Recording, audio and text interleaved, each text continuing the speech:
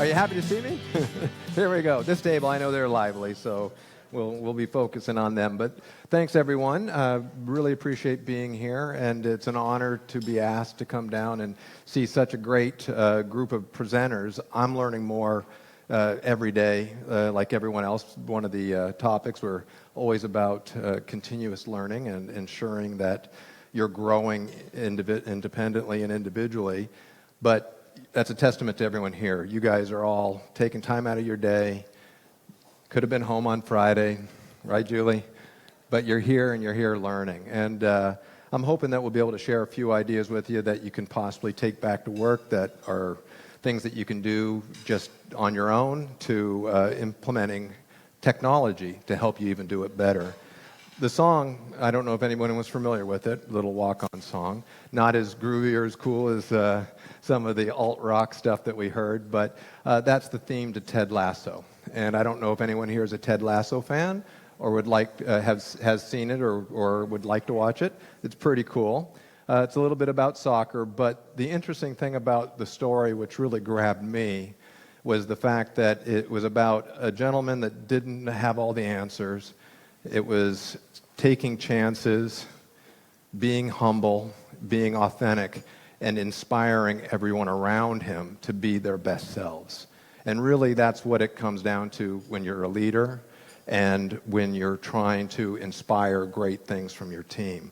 It does start with that personal accountability of being the best you can be, much like we heard this morning.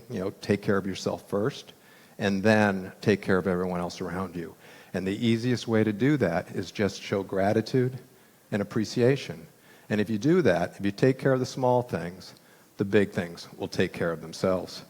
So let's move through a couple of these discussion points, because I can't read my notes down here very well, but let's see here. So, one of the themes that I've been talking about a lot around North America is it time to reconsider your recognition strategy?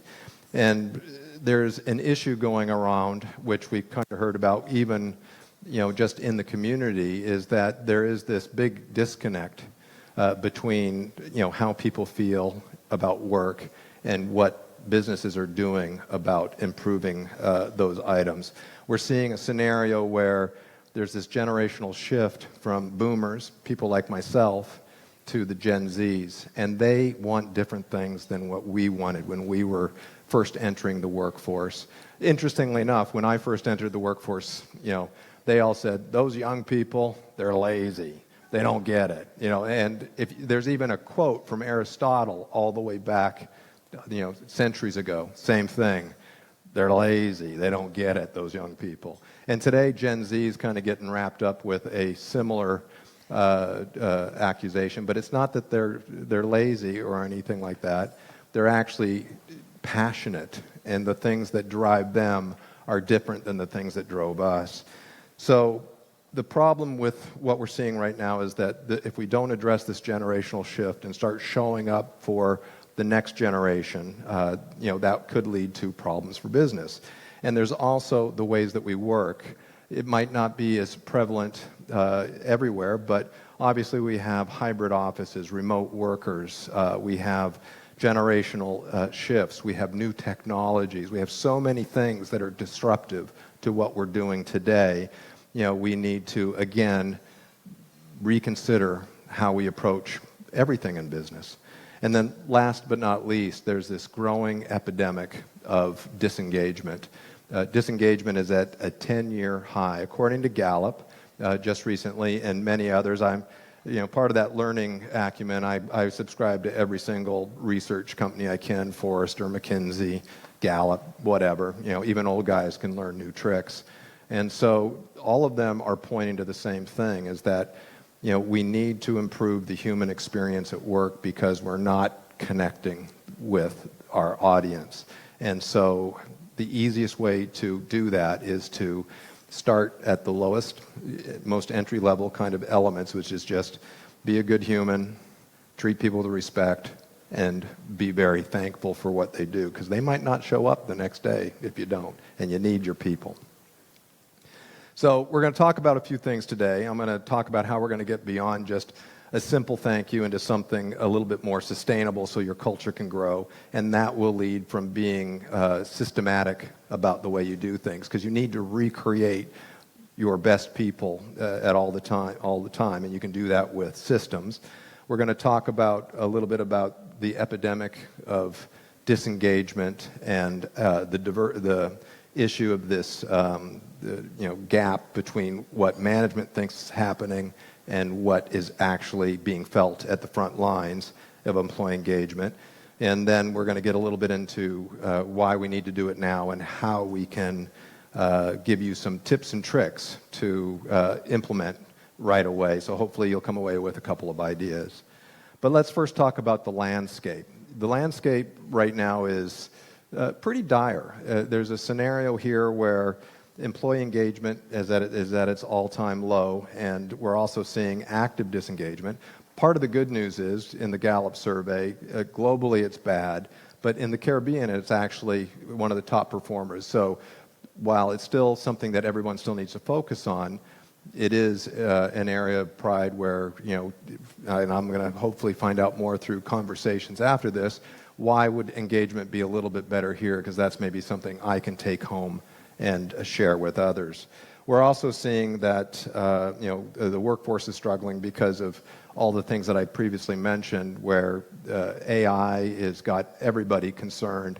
But the really interesting thing about new tools and technology is that technology can actually probably help us become more human at work. It doesn't sound like a feasible concept, but if we do lean in and embrace these new technologies, learn to be more efficient and effective, it's going to give us more time to do the important things, which is connecting with our teammates, coaching, and leaving things better than we found it. And then, of course, adapting to the new demands that are out there with the various generations. They want something that's different than us. And so this little triad of issues and obstacles, they're really not insurmountable at all. In fact, you can take a toxic or bad culture or a culture, and there are a lot of them out there that are like, so-so.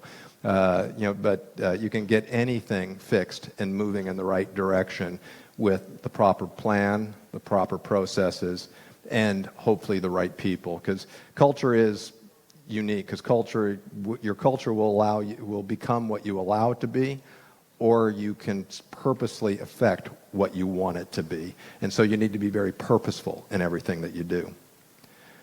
So the recognition gap is something that we all need to address. And the interesting thing that I am always blown away about is that there is this secret weapon that's right there for everyone to use, yet everyone's not using it well. Maybe we're too busy, maybe we're overworked, maybe management's too focused on a lot of different goals and priorities, and they don't focus on their people. But if you don't take care of the people, it will not end well for you. You won't get to the outcomes that you want. So, the appreciation gap is quite large, which leads into this concept of perception versus reality. If you asked any boss, there was a poll recently, 80% of all bosses believe that they're recognizing their employees and their teammates on a regular basis, whereas only 40% of employees feel that they're being recognized on a regular or consistent basis. So this gap is a blind spot for most businesses. And in fact, in addition to that, this whole cost of the invisible worker, it's leading to scenarios where people are leaving money on the table. You could be so much more productive. You could be so much more effective if engagement was a little higher from a productivity standpoint, or if you could reduce turnover and save some of that, corporate knowledge and the cost of turnover, right down to customer support and service. And the void is a scenario where it's interesting when I talk to various folks, and the statistics show it, is that for some reason leadership hasn't prioritized it. When you ask them, do you have budget for your recognition and rewards program? Have you prioritized it as a key strategy to make your businesses better? 80% of leadership hasn't done it either. So it's dependent upon all of you to take some of these stats and statistics and ideas back to management and making the business case that it is something that you need to focus in on. And how do we know that's true? Is organizations that we work with, and we work with many around the world, and several here right in Barbados, and I'm very privileged to do that, and so happy to be down here, maybe even meet a few of the folks that we've been working with, other than just seeing them through a screen.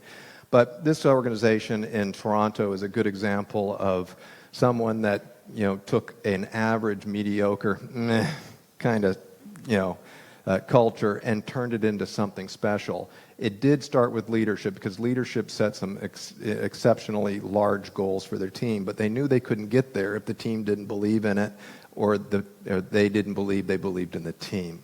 And so they didn't want to create a program, because programs come and go. They actually wanted to create a strategy that was sustainable. And so they knew the only way they could create a strategy that was sustainable was by putting in a technology that made it systemic, where everybody had equal access to it, where everybody could participate in it, and where it was visible to everyone all the time. Because random acts of recognition, much like marketing, random acts of marketing don't work. You need to have a consistent strategy and include everyone.